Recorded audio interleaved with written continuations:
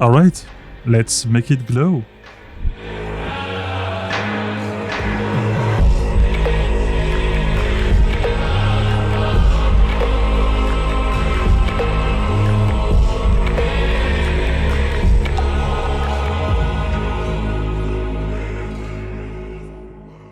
Welcome my friends, my name is Hubert and today I have something to share with you, something I just tried. I've just finished painting my Warhammer 40k Necron Void Dragon Catan shard and I only used the two colors for the glow effects and I'm curious to see what you think about this. But first we have a resin print to fix. One of you sent me this Catan shard of the Void Dragon resin print. It comes from really far away and it could have been worse. Let's fix him with super glue, some activator and patience. The plan today is to create a lava base, give him a nice true metallic body and add some glue effects with the Airbrush. You know the drill now. First let's discuss the lore and datasheet of the Void Dragon.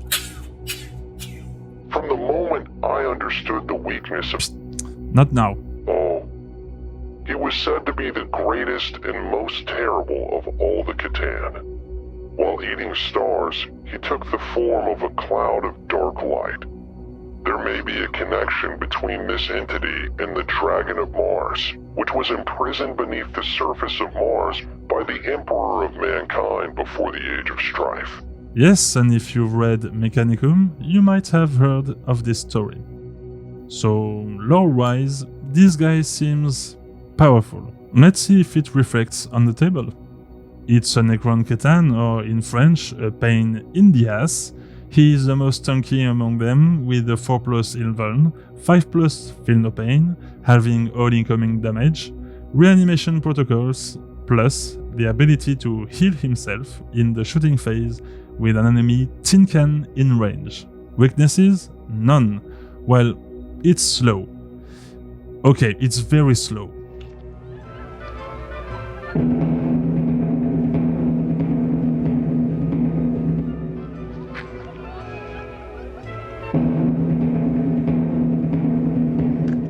And yes, it can die pretty fast, but in most cases it will either be ignored or it will draw resources from your opponent.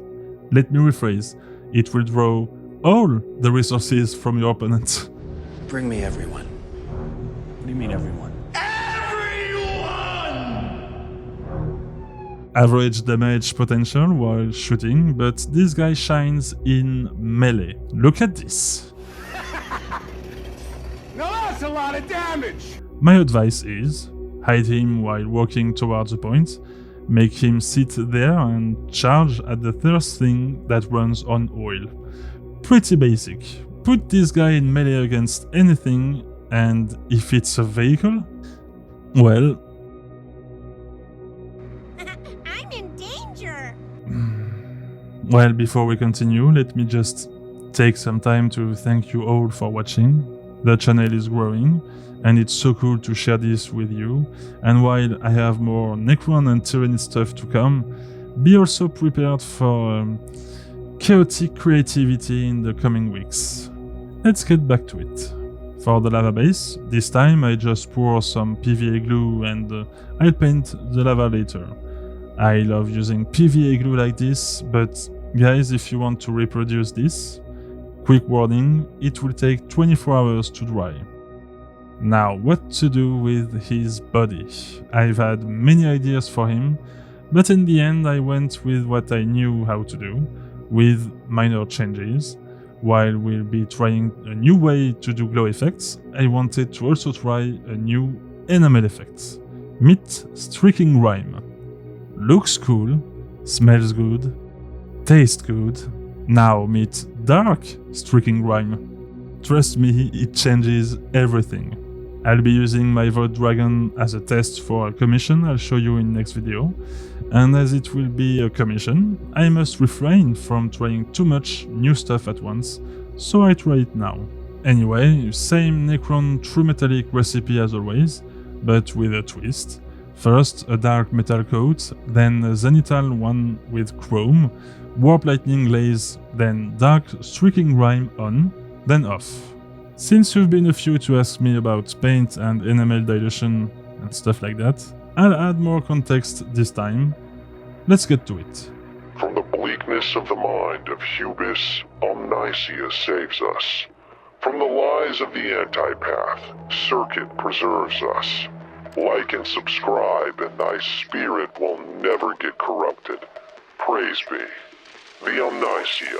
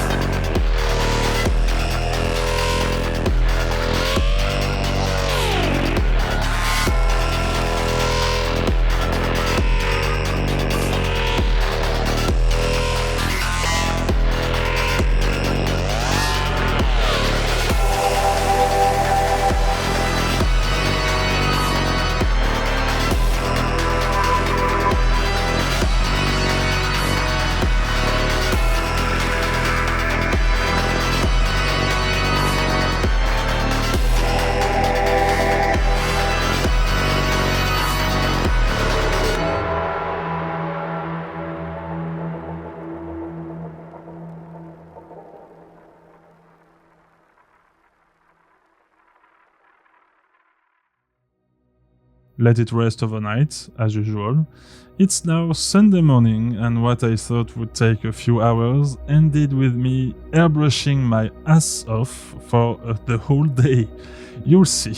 Let me just paint my base, and while it's drying, prepare some of the glowing parts on the dragon himself. For the base, dirty red base coat on the lava, dirty yellow on the hottest spots, and this time I tried to make my lava brighter on larger areas, then finish with several passes of fluorescent orange. Then more passes of fluorescent orange, and then more passes of fluorescent orange. You get the idea. And when you're done with that, even more fluorescent orange, but dry brushing it this time. Fuck that, I have a video where I go deeper in this subject, and I'll be making more of this, and as usual, we'll be improving on it every time. Now, let's talk glow effects. By the way, thank you Extra for your support. Your donation covered what I just got for this step. Since there was going to be a lot of spots to cover, I looked for a quicker way to do my Necron glow effects.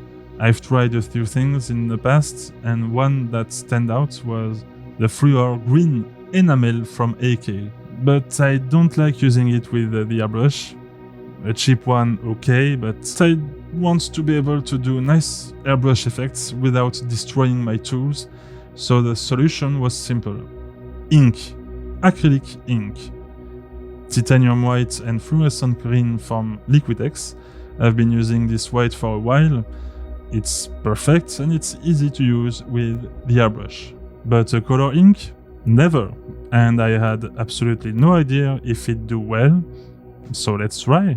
After I prepped the recesses with white, I started with the first very light pass of green ink, and it didn't do much at first.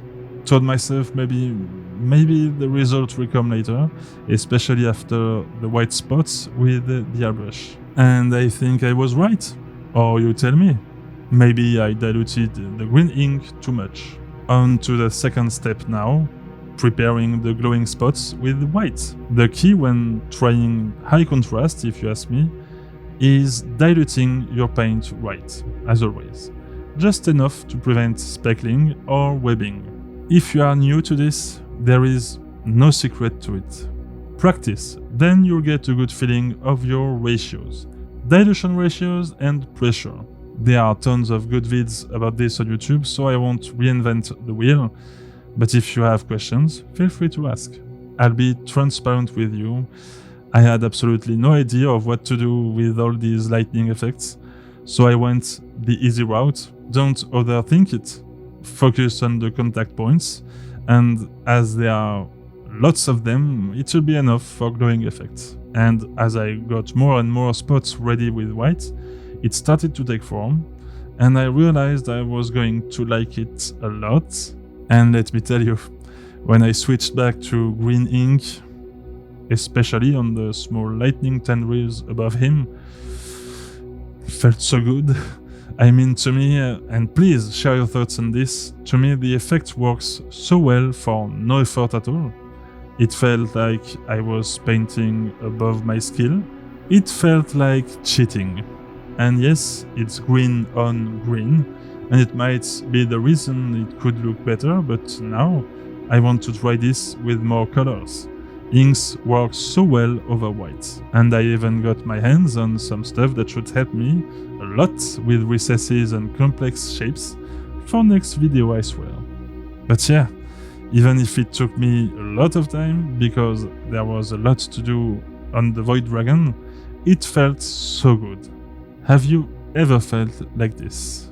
Like cheating or discovering something that you thought was reserved for pro painters or Patreon gods? Well, I know I didn't invent anything. In fact, it was one of you who suggested I try fluorescent inks, so there you have it. Let me just cover the rim with black and varnish him as a last treat. And we are set. One of the most powerful beings in the Necron roster is ready to join my army, and it's thanks to you guys. So let's have a look.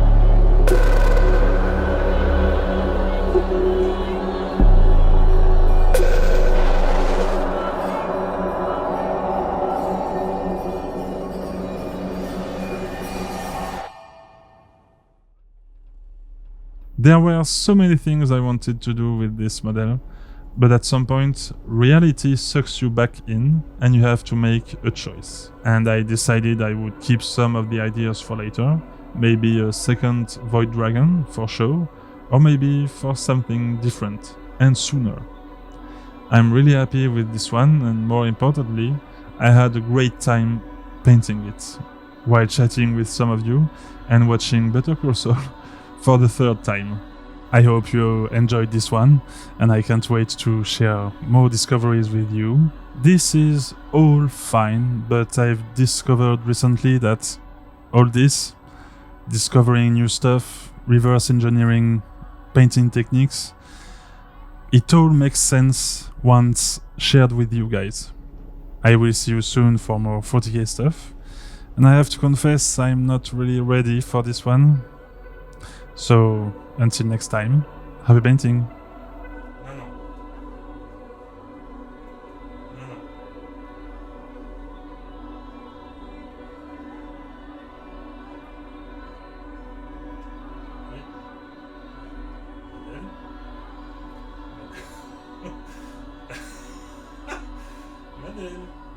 Hello.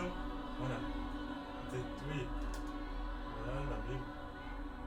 Allez, maintenant. Hop. Avante. Oui. Voilà. Merci. Bye bye. Au revoir. Voilà, merci. Oui. Bon.